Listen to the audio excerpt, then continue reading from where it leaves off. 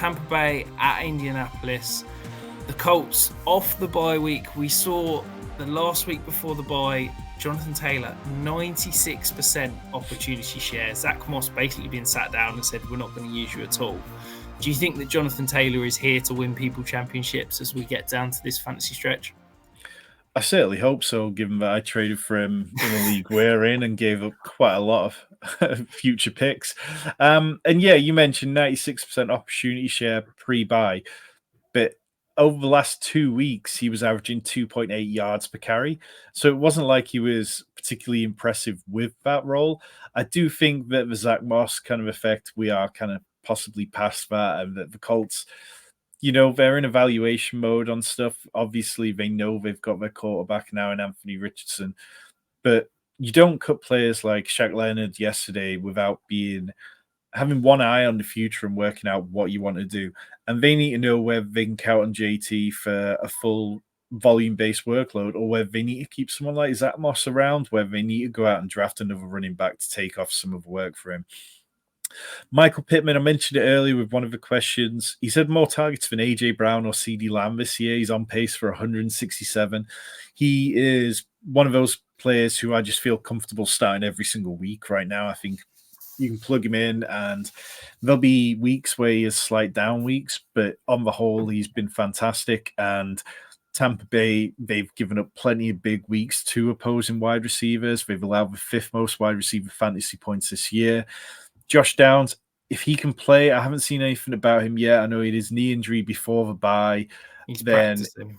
He's practicing. That's good, because the Bucs allow the 1st most slot receiver fantasy points, and that's an area which he definitely mixed in and out of. Gardner Minshew, he's had 15.2 fantasy points in his last 2 combined. I think if you're looking for anything from Gardner Minshew, even as your QB3, now is the time to go out and improve on that, because he's not a fantasy relevant quarterback. He's not a particularly good quarterback either.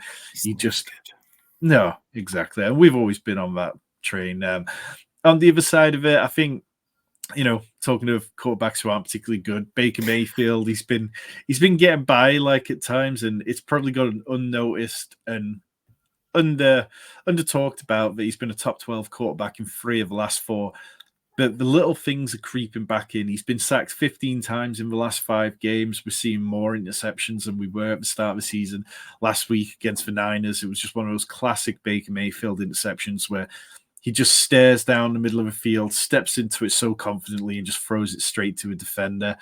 So I think we're kind of at where we are with him. We know that Mike Evans is going to see 8 targets a game. In the weeks where he scores touchdowns, he's going to be very valuable. We're talking like wide receiver 15 average in weeks where he scores a touchdown. When he doesn't, he averages wide receiver 39 performances. Chris Godwin, he's had 2 top 25 performances all year. If you're using Chris Godwin as anything more than a flex play at this point, then you need to be looking for a way to upgrade on it. Indy do allow sort of a decent amount of wide receiver points for kind of middle of the table in terms of amount of wide receiver fantasy points they allow per game. Where they have struggled at times this year has been against running backs. They've allowed the 4th most fantasy points to running backs. So I like Rachaad White here. We know 3.3 yards per carry is kind of what we get from him. But he's had 7 targets in 2 of the last 4 games. He's averaged 96 total yards over the last 5 games. And then Cade Otton as well has a pretty good matchup. The Colts allow the 7th most fantasy points to 2 tight ends. Cade Otton's only had 1 game over 50 yards all season, and he's only had 2 with touchdowns. But if you're looking for a dart throw in DFS, if you're looking to heavily stack this game, which, let's face it, there are ways that this game could be one of the most fun and fantasy viable in the 6 p.m. games, then I don't mind adding Cade Otton into stacks. Yeah, I think this has got some sneaky upside, this matchup. Both defenses are pretty poor, let's be honest. And let's follow the money. Yes, it's a 44 over-under, which isn't particularly high, but 99% of the cash currently bet at Vegas is on the over. So I'm expecting this over-under to start creeping up perhaps as we get towards Sunday.